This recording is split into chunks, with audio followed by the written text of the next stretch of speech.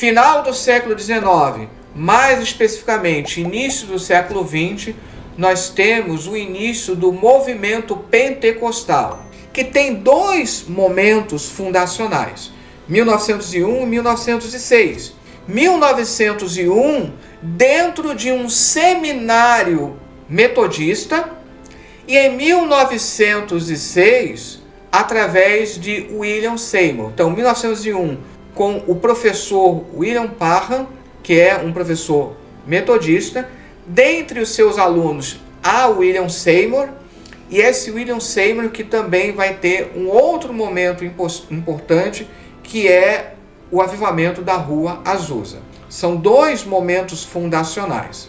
E são esses dois momentos, existem outras polêmicas envolvendo, mas no seminário, em Topeka, o que William Parham faz é desafiar seus alunos a analisar com mais profundidade o livro de Atos dos Apóstolos. E ali começa a haver uma experiência de xenolalia, que é o fenômeno de começar a falar em línguas, mas línguas estranhas à pessoa, mas línguas conhecidas do cotidiano. Pessoa que nunca estudou o mandarim, começa a falar em mandarim e assim por diante. E em 1906, com William Seymour, você tem o fenômeno da glossolalia, que é falar em línguas totalmente estranhas, que não há nenhuma comparação com nenhuma língua terrena, digamos assim. E é por isso que se escolhe 1906. Embora também haja uma outra polêmica por trás. William Seymour, embora tenha sido aluno do Parham, lá em Topeka, ele é um pastor leigo, ele não completa a sua formação teológica. Enquanto que lá, em 1901, em Topeka, você tem o movimento pentecostal associado a um seminário teológico. E aqui começa, para o pentecostalismo, uma dicotomia. Isso vai continuar depois com a fundação da Assembleia de Deus no Brasil. De um lado, você tem esse momento fundacional dentro de um seminário teológico e, portanto, valorizando, mostrando a importância do ensino teológico.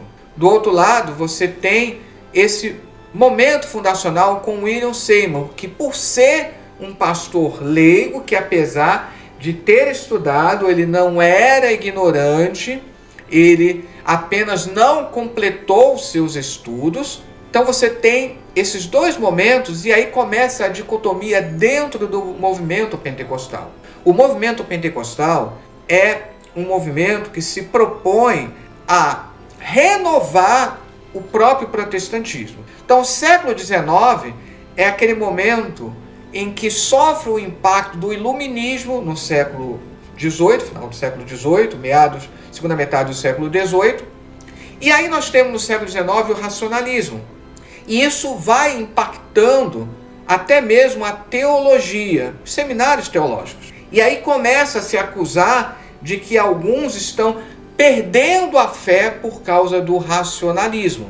Então, vem o pentecostalismo e qual é a proposta? Uma vez, isso no pensamento de alguns, uma vez que esse racionalismo está prejudicando a fé, ou entende-se que está prejudicando a fé, vamos evitar essa formação teológica, esse ensinamento mais formal. E essa dicotomia, uns que defendem que precisa haver uma formação mais sólida teológica, outros defendendo que só mesmo ensinando a Bíblia dentro da igreja não precisa haver nenhuma formação. Essa dicotomia, ela vai acompanhar a Assembleia de Deus, especialmente no Brasil. Lembrem, os dois fundadores, Daniel Berg e Gunnar Wingren, esses dois têm justamente propostas diferentes. Vamos observar, aquele que tem uma formação teológica, isso Gunnar Wingren. Já Daniel Berg, ele não tem uma formação, ele é um pastor leigo. E a partir desse momento, no Brasil, nós temos essas duas ideias se digladiando. Lá nos Estados Unidos, a coisa foi resolvida de uma maneira um pouco mais calma, digamos assim, de uma certa forma. Tanto é que não demorou muito para que as Assembleias de Deus nos Estados Unidos elas passassem a ter não somente seminários, como passassem a ter também faculdades. Mas lá no início também houve um pouco de atrito. Mas no Brasil, esses atritos eles foram muito mais intensos, digamos assim. Tanto é que precisou esperar 50 anos para que houvesse a ideia do primeiro seminário teológico de uma formação mais sólida, tendo a ideia do bacharel em teologia. E mesmo assim, como a Assembleia de Deus ela buscou prover pessoas de classe social muito baixa, havia também essa preocupação. No início do século XX, quando os missionários chegaram, o índice de analfabetismo no Brasil era muito grande. Então a preocupação da Assembleia de Deus era se voltar para todas as pessoas que tinham a impossibilidade de uma formação, de uma escolarização, muitos até analfabetos.